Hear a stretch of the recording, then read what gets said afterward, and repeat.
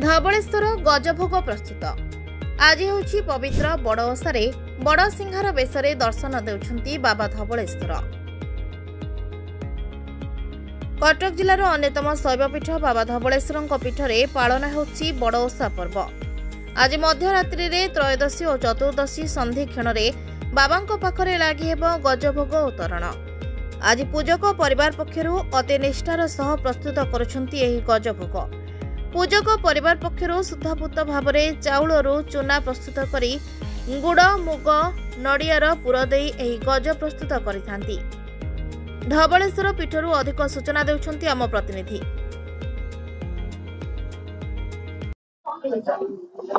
धानरू चाउल चाउलरू चूना चूनारू हुई मंडा एही मंडा को तैयारी करती धवलेश्वर पंडा। आमे अछु धवलेश्वर पूजक समाज का जो घरे जोठी गज मंडा भोग तैयारी हुए वर्ष को थरे चाही बसी थांती भक्तटीए एही गज मंडा भोग पाइबा पई किभଳି भावे प्रस्तुत होता है कौन रीतिनीति थाए सीधासलख आलोचना करिया। जो माने पूजक समितिर जो परिवार लोक अच्छा आलोचना करिया कहबे मां ए पूजा केबे हुए आ कौन कौन रीति तार कुमार मने बासी तो पालती पियाज रसुण पचबनी आइस खाइबे नहीं निष्ठा रे दशमी एकादशी पंचक हो आरंभ हो नब्बे महला नब्बे दिन सेठू मुग भाजे धोई धाई मुग भाजी स्टक करेंगे। त्रयोदशी दिन कुटाड़ी डाकिकी चूना कुटे चाउल धोई पतरे छाणी ढिकी झाड़ को नहीं ढिकी पूजा करेंगे। नड़िया अर्घ दे भोग नहीं ढिकी पूजा करेंगे।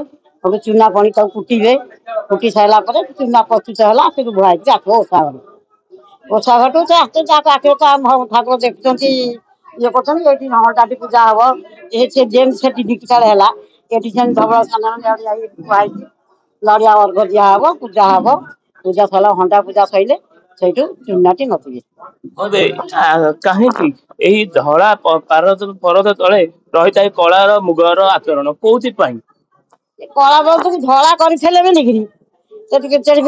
धड़ा को कला को धड़ा को मिसई